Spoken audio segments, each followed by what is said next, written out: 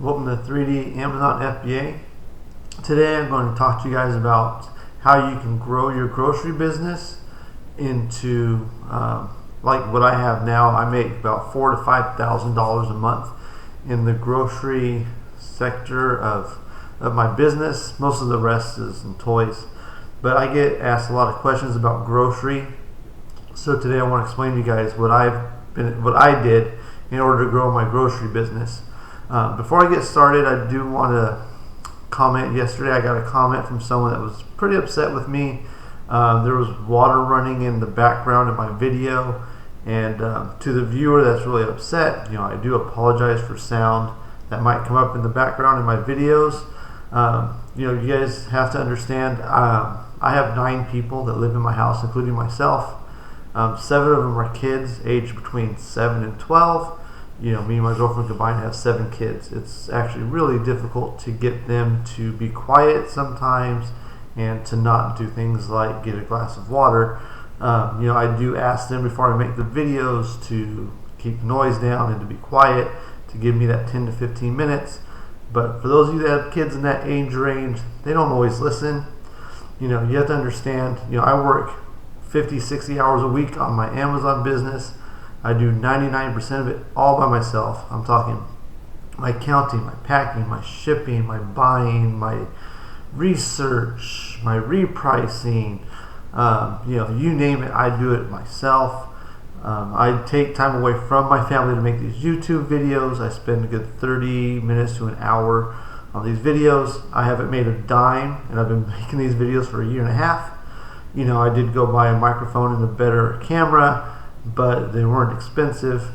I'm giving you guys free information that's worth, in my opinion, thousands and thousands and thousands of dollars. So I apologize for sound in the background that happens from time to time, but at the same time I'm giving free advice and I'm giving up my time.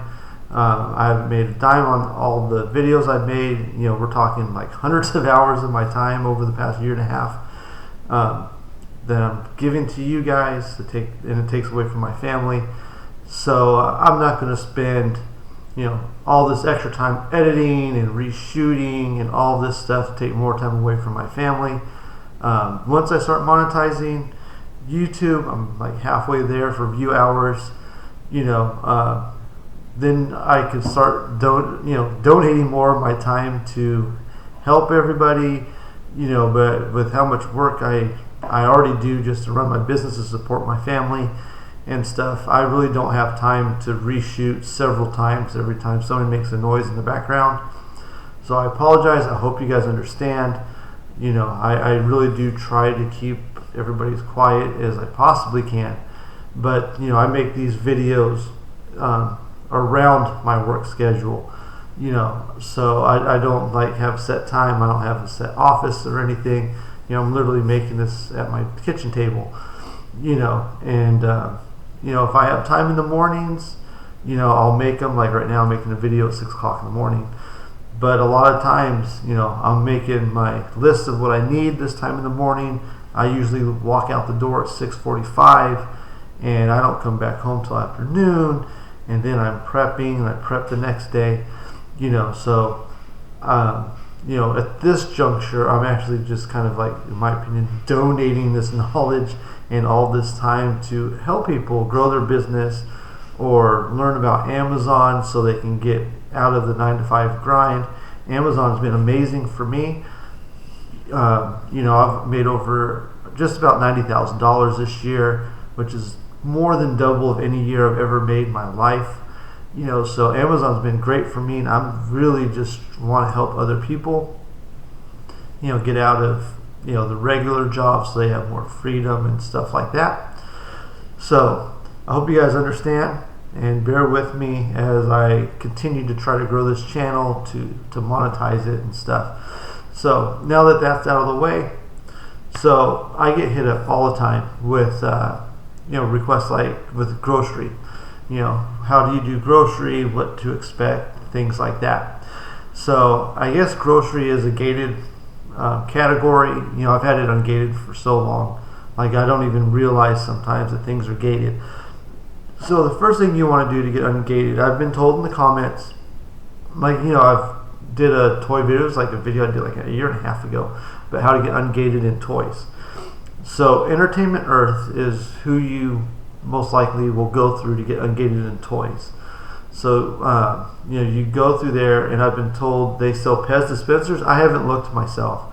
So they sell Pez dispensers, and Pez dispensers do fall in under grocery category. So you would go through Entertainment Earth, and you get your account. You do have to have a wholesale license, which for me, I just needed to get what's it called, the sales tax exempt, or I forget what they call it here in California. But I went and got my business license and my tax exempt card and my resale license. And I opened up an account with Entertainment Earth, and I got ungated in like almost all the major toy brands. So it's the same thing with grocery. Is you can go get some Pez dispensers.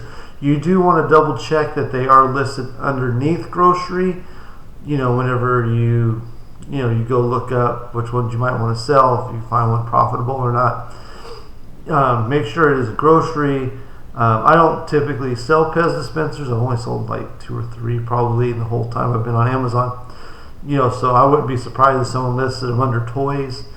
Like I even sell a grocery bundle that's under home and office, and it's literally salad dressing.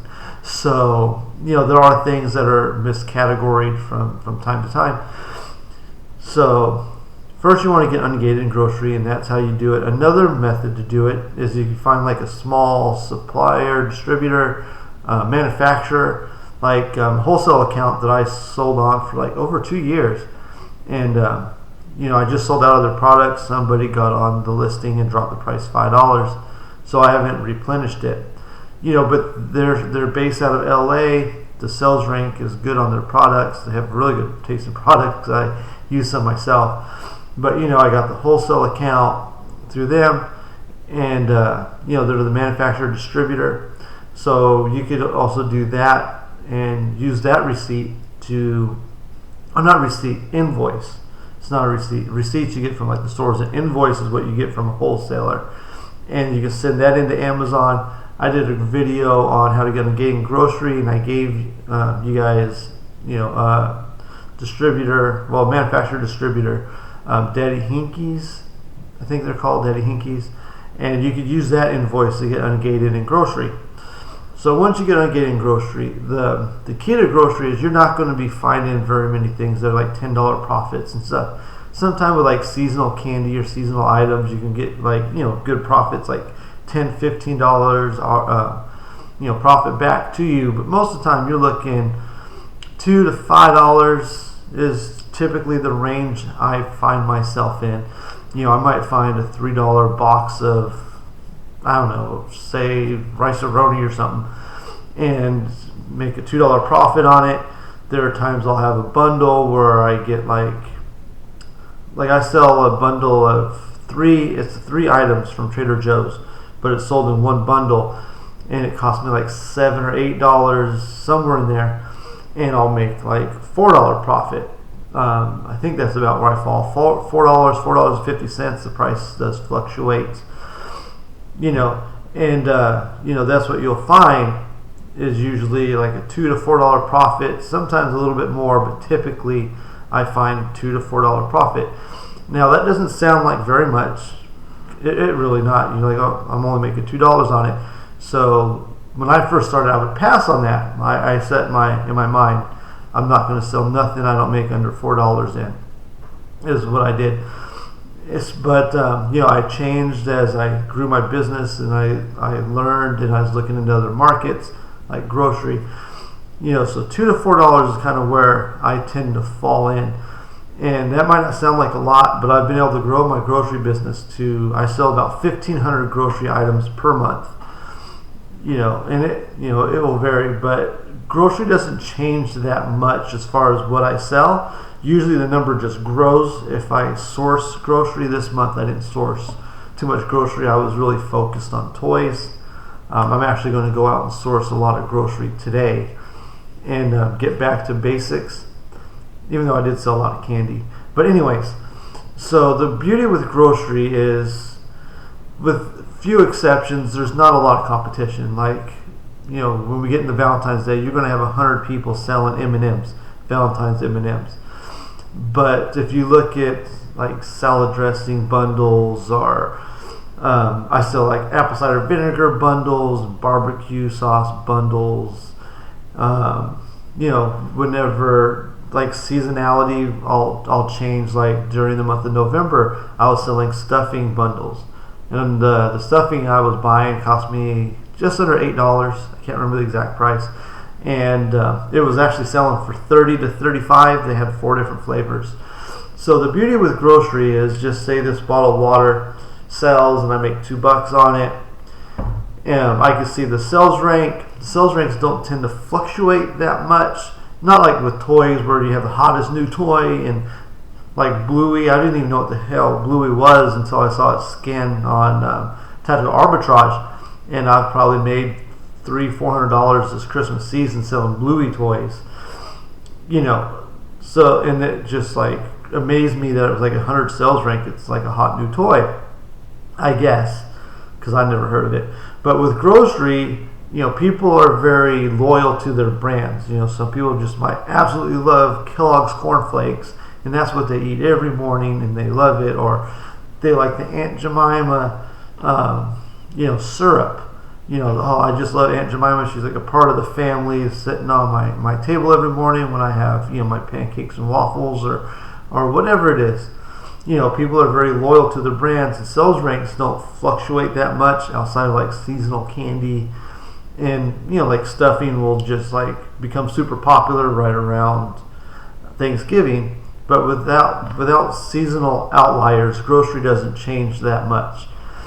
So that you're going to sell, like say this bottle of water sells $60 a month. There's 4 people on the listings. I'm going to sell $15 a month every month, because I already know it's going to sell $60. There's 4 of us. And that seems to be true for me, is, whatever the equation comes out to, like this $115 a month, that seems to be pretty accurate. I mean, people can jump on the listings. Prices do change. I've experienced price changes many times. And, so you just adapt to the changes in the market. But that's typically what I do, is I'll buy, okay, I'm going to sell 15 of these a month. Every week, I'm going to send in 5 units to Amazon. So if I have 2 left in the store, I'll go buy 5 today to ship out tomorrow. And I do that every week to try to keep enough in stock where I don't run out, but I'm also not going like super deep.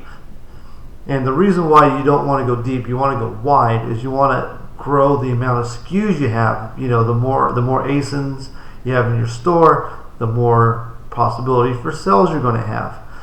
During the last, it's slowed down the last 2 days on Amazon, but I typically am selling 100 plus items a day, every day, for the last month or 2. And, and it's because I have a wide variety of products. In the last 3 days, even when I've only been selling like 80 items the last 2, I've sold out of, I think, about 60 ASINs, and that's with me getting 3 shipments received this over the weekend. And a lot of that's toys and stuff, but I choose to go wide to get more opportunity for sales. If I buy 100 of these and I'm going to sell 15 a month, that's 85 units that I don't need yet, and I'm paying storage fees on those 85 units. And they're just not going to sell yet, so it's kind of a waste of your resources to have such a large amount of things in stock.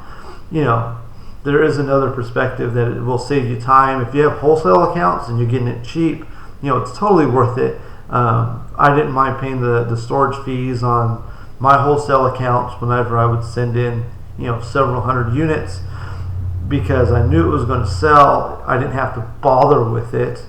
Because it is more work. If I buy 5 of these a week, that's more work than if I was just to buy 20 every 30 days and send it in. But I choose to go wide instead of deep most of the time, and it's really served me well to have the largest variety of stuff. Like it before summer hit, like right in the middle of the lockdowns and all that.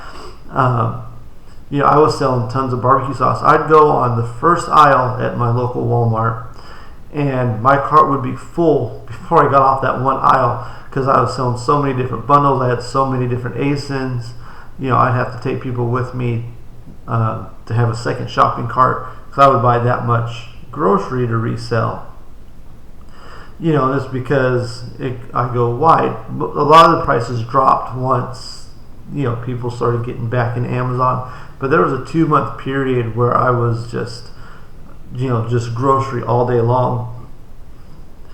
But going wide, in my opinion, is the best way of doing this. As we get into 2021, I don't really enjoy sitting there on the computer and sourcing and searching for wholesale leads. I want to get into more wholesale. I think this year I'm actually going to hit $500,000 probably on the 18th, maybe tomorrow if I do $2,000 again today. I think I needed like $3,800. Let me see. But yeah, I think last time I looked I needed I need $3,800, $500,000 in sales on the year. So I'm like really close, and quite frankly, I think I'm pretty much maxed out as far as what I can do under my current conditions. I don't think I can grow too much. I did spend 2 months on vacation this year, so I could probably bump it up to $600,000 next year. But wholesale, I think, is what I really need to dive into on my spare time, because I think that's really the only way I'm going to grow, because my time is maxed out as far as what I can put into this Amazon business outside of the 2 months of vacations and stuff that I went on. So wholesale is probably another way to really grow your business. That's how I got started in grocery, was my one wholesale account that I had down in LA. So that's another method. But if you're looking to do RA like I do, the best thing I got is just to go wide. And the beauty of it is again, just pretend this water bottle. Walmart is going to sell this water bottle pretty much all the time. They do reset their grocery department twice a year. They don't make huge changes. They'll just change some things here. Like I was selling Budweiser barbecue sauce. I was selling a bundle of 3 different flavors, and it was selling for $25. I was making like $6 a bundle, and they stopped carrying Budweiser barbecue sauce. It is what it is, but you just adapt and you just keep looking. But the key is to have as many replens as you can. I go into Trader Joe's, and I actually have to take a second shopping cart, and I have about 60 replens at Trader Joe's. During this Christmas season, I haven't gone as much as I usually do to Trader Joe's, but I can go into Trader Joe's. I could buy 4 or 5 units of these 60 ASINs, and there's actually more. I usually just run out of room in the cart, and Trader Joe's doesn't really like resellers. They don't like give you too much of a hard time about it, but as a company they don't like resellers. So I do try to weigh that as I go into their store. So I have a good 60 ASINs there, and I can go there anytime I want, pick up any of the 60 ASINs that I have replens for, and I can ship them in. I can pretty much always have the product in stock. And that goes for Walmart. If I want that bottle of water, I'm about to sell this bottle of water, odds are Walmart's going to have it. Grocery outlet, I love sourcing grocery outlet, but it's more of a crapshoot of what you're going to get. They don't have replens. Their expiration dates, it's 50-50 whether or not it's going to fit Amazon requirements. But I do spend several $100s a month at the grocery outlet. Grocery outlet's also really good for pet food. I sell hundreds of dollars of pet food from grocery outlet a month. Just yesterday I sold a 3-pound bag of dog food. I think it was dog food for $28, and I bought it for $5. I'll make $7-8 on it. Grocery outlet's great, but there's no real guarantees there on what you're going to get. There's no guarantees the expiration dates are good. But these are the things that I've done to really grow my Amazon business. Reinvest as much as you can. Make sure you find the replenishable items, and just keep them in stock. Keep them in stock. Try to go as wide as possible. You can even challenge yourself, like, hey, every time I go to Walmart, I'm going to leave there with one more replenishable grocery item. Scan stuff whenever you're in the store. I went to the 99-cent store a few days this week. It's like a few blocks from here. Oh, we ran out of milk. I go to the 99-cent store and I scan. If I go to Walmart, because I grocery shop at Walmart, I scan extra stuff. If I go to the grocery outlet for food, I scan because I'm there. It's like killing two birds with one stone. If I see like some unique brand that I've never seen, I scan it. Like if this is, say, Doug's brand water, and I sell water, I will go scan it because I've never seen it before. If I see something that just looks interesting, like, I don't know, say McDonald's starts selling their secret sauce in stores, I'll scan it because people are loyal to their restaurants. I sell stuff from restaurants like all the time. I forget which. I think it was Chick-fil-A down in Florida. It's only in Florida. They sell their sauce, and it's only in Florida, and it has like a 10,000 sales rank. I would sell it myself if I had it available to me here in California. But stuff like that, people will buy it, and and it usually will sell really well. Before Freddy's, there's a hamburger place. It's like Freddy's Steakhouse. I used to buy 20-30 bottles at a time of their fry sauce and their fry seasoning, and I was selling it, and I was buying it online. But they changed the quantities. You can only buy like 4 at a time now, because they actually emailed me and said, hey, this big order is not for resale, and they don't want resellers selling their stuff. But I was selling Freddy's stuff for about 6 months before they changed it. And then, once you pay for shipping stuff, it's no longer worth it to send it into Amazon. But, just look for oddball stuff. I mean, I've sold salmon, canned salmon. I've sold pig's feet. I've sold pickles. I've sold jalapenos. Apple cider vinegar. I've sold grits, cereal. Any little thing. So I've sold spinach. I've sold bundles of spinach. Everything and anything will sell on Amazon. You just have to find the right brands and check the sales rank and all that. So I'm going to end the video there. This is the best tips I have to help you guys grow your grocery business. Sorry this video is a little bit longer than usual. But the money is out there, and I really want to help you guys make as much money as possible. If you guys can like and subscribe to the channel, I'd really appreciate it. Thank you for watching.